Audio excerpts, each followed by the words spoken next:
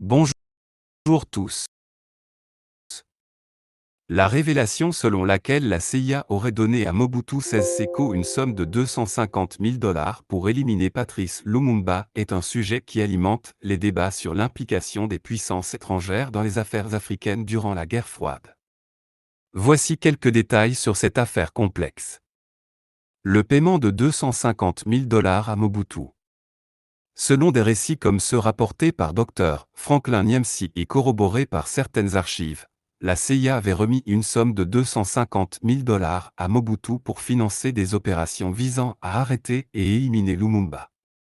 Objectif du financement, la somme aurait servi à soutenir les forces loyales à Mobutu pour saper l'influence de Lumumba, organiser son arrestation et contrôler les régions stratégiques du pays.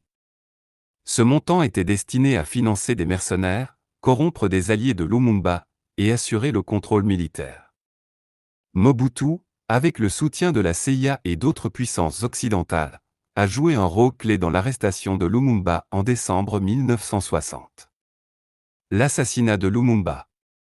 Après son arrestation, Lumumba a été transféré dans la province du Katanga, contrôlée par des forces sécessionnistes soutenues par la Belgique. Le 17 janvier 1961, il a été sommairement exécuté dans des conditions brutales, avec l'implication directe de mercenaires belges et d'autorités locales. Je vous laisse suivre les commentaires du docteur Niemsi et vous retrouve à la fin de la vidéo pour la conclusion et la question du jour. À toutes. Des représentants du souverainisme congolais, l'immense Patrice Emery Lumumba, assassiné par la CIA en association avec toutes les autres puissances occidentales de l'OTAN, a été assassiné dans la foulée. L'immense Pierre Moulele, les compagnons de Lumumba avec lui comme Okito Mpele, trouvèrent la mort dans ces conditions, exécutés par la mafia impérialiste occidentale qui, aujourd'hui, finance Kagame. Pour 250 000 $, et je l'ai appris grâce aux archives déclassifiées de la CIA. On a donné au vilain personnage de Mobutu 250 000 $ pour tuer son frère Lumumba. Il l'a tué pour 250 000 $. Les archives de la CIA déclassifiées, publiées dans le livre noir de la CIA que je vous ai commenté il y a quelques semaines, ces archives reconstituent tout ce qui s'est fait au Congo. On a tué Patrice Lumumba pour 250 000 $ donnés à Mobutu. La somme même est connue, ça a été déclassifié. On sait combien d'argent a été donné à Mobutu pour tuer son frère. Et c'est dans cette même trajectoire de criminalité contre le peuple congolais et ses leaders authentiques qu'en janvier 2001, on a tué Laurent Désiré Kabila dans son bureau à Kinshasa. Qu'ont de commun Laurent Désiré Kabila, Pierre Moulele, Patrice Lumumba et tous les héros du peuple congolais? Ils ont en commun d'avoir voulu mettre l'État congolais au service du peuple congolais.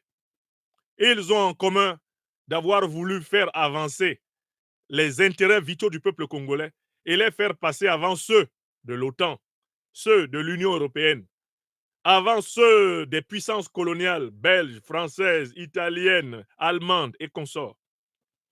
Ils furent tués pour cela.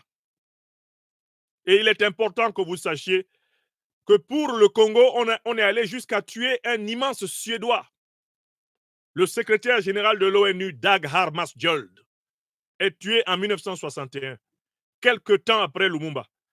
Parce qu'il avait pris fait et cause pour Lumumba, on abat son avion dans le ciel de la Zambie. Et il y a une très belle enquête de la docteure Susan Williams sur le thème qui a tué Dag Hammarskjöld. Pourquoi on a tué Dag Hammarskjöld?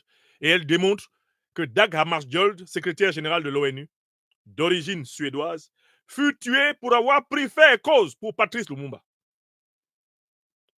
On lui régla son compte là-bas en Afrique, en 1961, par un pseudo-accident d'avion qui n'était rien d'autre en réalité qu'un abattage par missile. Exactement comme le 29 mars 1959, on fit disparaître Boganda en tirant un missile sur son avion. et en simulant un autre crash d'avion dans lequel on a laissé sa montre bracelet, son bijou de poignet. On n'a plus jamais vu une trace de son corps. Donc, il faut que vous vous rendiez compte. Il faut que vous vous rendiez compte de la gravité de la situation dans laquelle se trouve aujourd'hui le Congo. Ce qui arrive au Congo, à travers le Rwanda et l'Ouganda, qui sont des États vassaux de l'OTAN, de l'Union européenne, et qui sont chargés de maintenir le Congo en situation de guerre, cela a été conçu il y a très longtemps. D'abord, le roi des Belges s'était arrogé le Congo comme sa propriété. Quand vous connaissez la Belgique, pour traverser la Belgique en voiture, s'il n'y a pas d'embouteillage, vous n'avez pas besoin de 2 heures. Je dis bien pour traverser la Belgique. Si vous êtes au volant d'une voiture, en 2 heures, vous traversez toute la Belgique. Comment un roi d'un pays, d'un îlot, un petit îlot européen peut se lever et dire que le Congo, plus de 2 millions de kilomètres carrés, lui appartient? Et on a osé appeler ce pays-là le Congo belge. Astaghfirullah, Congo belge. Est-ce que la Belgique... Regardez, la Belgique en taille, là, elle ressemble au Rwanda. En taille. C'est comme une photocopie du Rwanda, la taille. Ce sont des pays qu'on traverse en 2 heures.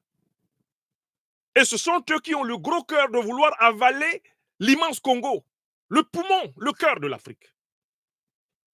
Pour qui? Pour des multinationales planquées dans le nord de la planète. Donc, moi, je suis choqué par l'assassinat du général Peter Chirimwami. Mais ce n'est pas le premier assassinat. Plusieurs officiers supérieurs congolais ont trouvé la mort depuis que Kagame et Museveni ont été chargés de verser le sang congolais pour pouvoir organiser le vol du diamant, du cobalt, de l'uranium, du lithium et consorts, du cuivre. Plusieurs officiers congolais sont tombés, depuis les généraux jusqu'aux soldats du rang. L'armée congolaise est en train d'être saignée à blanc. Et il y a une grande question qui se pose. Comment on met fin à tout ceci? Je l'ai toujours dit, on ne peut pas mettre fin à tout ceci si on ne procède pas à une analyse de la nature de l'ennemi. Qui est l'ennemi au Congo? L'ennemi, c'est Paul Kagame, c'est Yoweri Museveni, soutenu par l'Union européenne et l'OTAN. C'est ça l'ennemi en République démocratique du Congo. Donc, si on veut combattre pour libérer la République démocratique du Congo, on ne doit jamais demander l'aide de l'Union européenne, l'aide de l'OTAN, l'aide du Rwanda, ni l'aide de l'Ouganda. Écrivez ça. Si le peuple congolais doit se battre pour sa libération, il ne peut pas s'appuyer sur ceux qui l'attaquent. Parce qu'en fait, le Rwanda, lui tout seul, ne produit pas d'armes. Le Rwanda n'a pas de capitaux lui permettant d'acheter les armes qu'il utilise pour attaquer au sud Kivu et au nord Kivu. Non, ce sont les armes occidentales. D'accord? En conclusion, des chercheurs, historiens et analystes comme Dr Franklin Niemcy continuent de dénoncer ces pratiques pour mettre en lumière les vérités occultées de l'histoire africaine.